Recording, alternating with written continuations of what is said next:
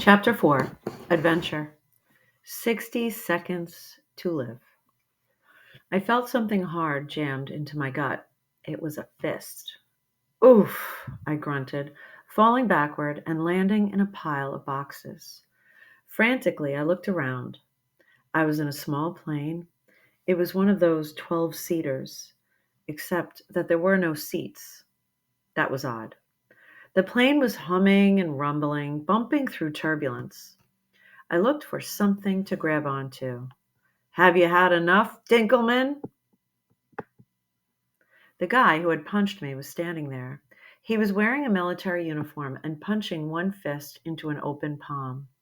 He was looking straight at me, but there was so much noise that I wasn't sure who he was talking to.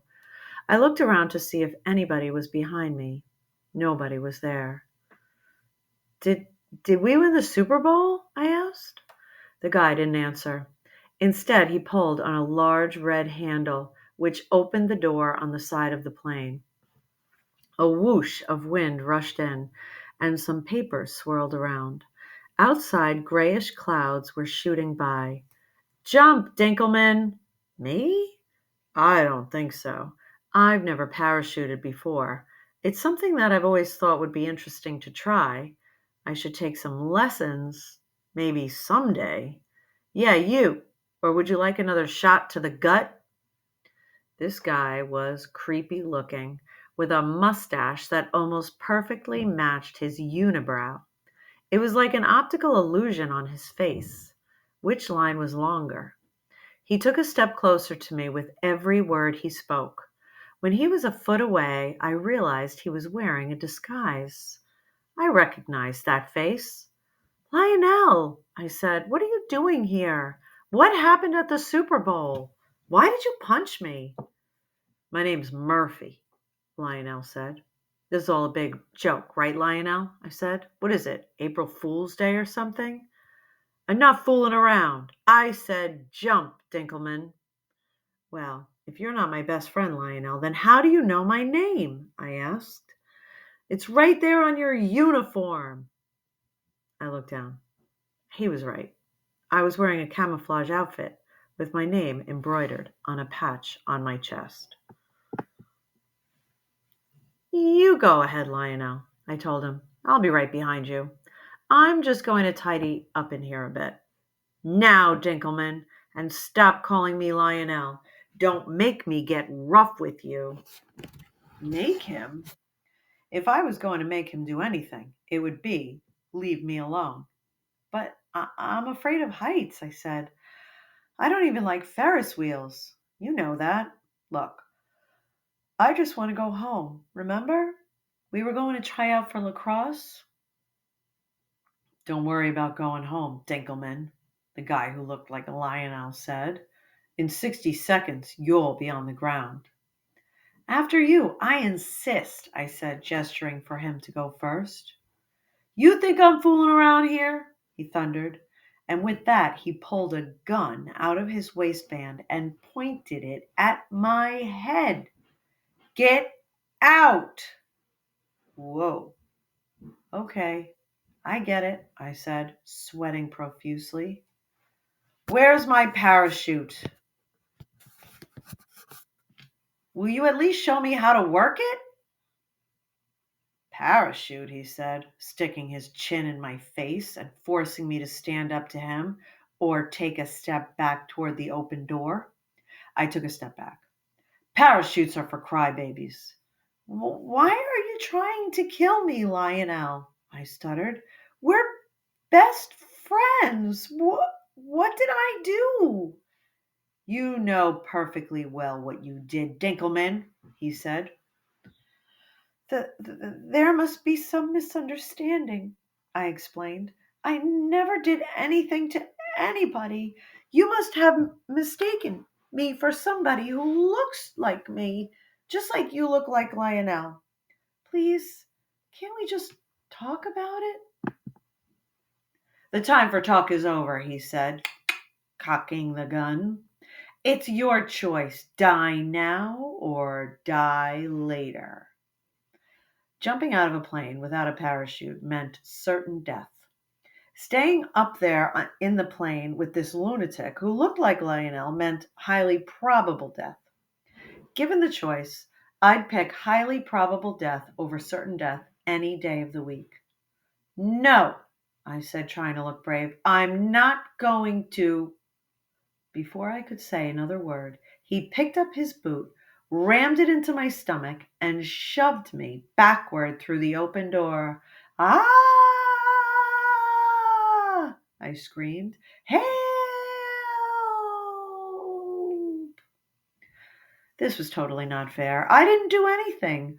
All I did was go to a book fair, and now I was falling out of a plane without a parachute, and I was going to die. The wind tore at my skin, my face, my hair as I tumbled backward, flailing with my arms and legs to try and stabilize myself. I stopped screaming. My eyes were tearing and I couldn't see a thing. Just whiteness all around as I fell through a cloud. The air was cold. The plane was long gone. Help! It was pointless. My brief life was over. I'd never had the chance to drive a car, never had a job, never did anything meaningful. What a waste. I resolved right there that if by some miracle I survived this thing, I would never go to another book fair again.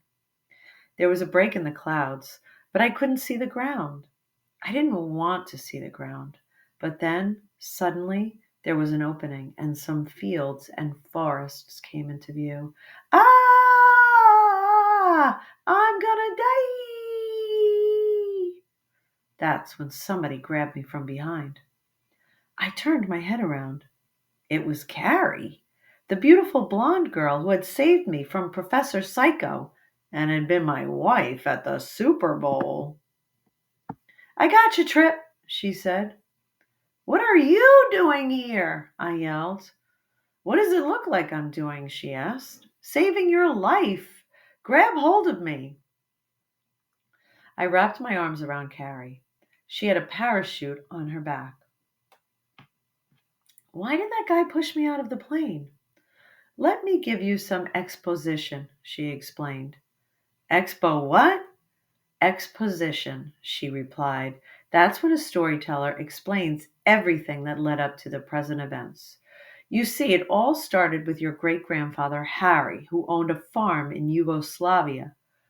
There was another man who lived next door. He and your grandfather got into an argument one day over some potatoes. The ground was starting to look a lot closer.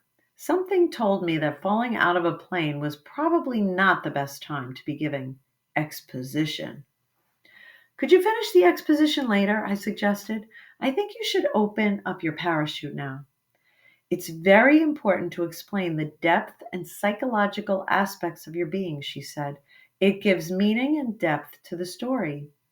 Otherwise, you're just some kid who got pushed out of a plane. Nobody cares about that. I do, I shouted. So, anyway, she continued, the other guy stole your great-grandfather's wife and ran away, which made your grandfather go on a worldwide quest to get his revenge and win back the heart of your great-grandmother. Years and years went by. Luckily for me, this was the longest 60 seconds ever recorded in history. But even so, the ground was coming up fast. Open the parachute, I yelled. She pulled a cord, and I braced myself to be jolted upward as the chute opened. But there was no jolt, no nothing. It's not opening, she yelled in my ear. Something must be wrong. It must have been sabotaged by that guy who looks like Lionel or Professor Psycho, I yelled in her ear. Professor who? She yelled back. Forget it, I yelled. Do you have a backup chute? Yes. Thank goodness. It's back up in the plane, she yelled. I can't believe you're making jokes at a time like this, I yelled.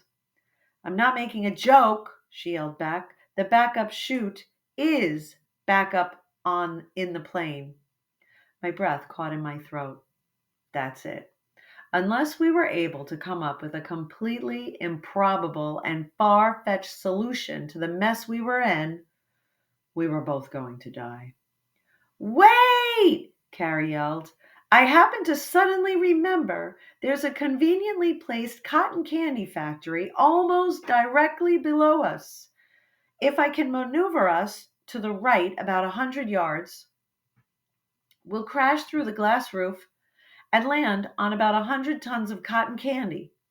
It will break our fall. What luck! We were low enough now that I could see individual buildings. And there it was, on the roof of the big building directly below us, were the words Coleman's Cotton Candy. We were heading straight for it. Ready? Carrie shouted in my ear. Yeah. Set? Yeah. Hold on. I'm holding on. Brace yourself. I'm bracing myself. I closed my eyes, took a deep breath, and we crashed through the glass. I wasn't sure if I was dead or alive.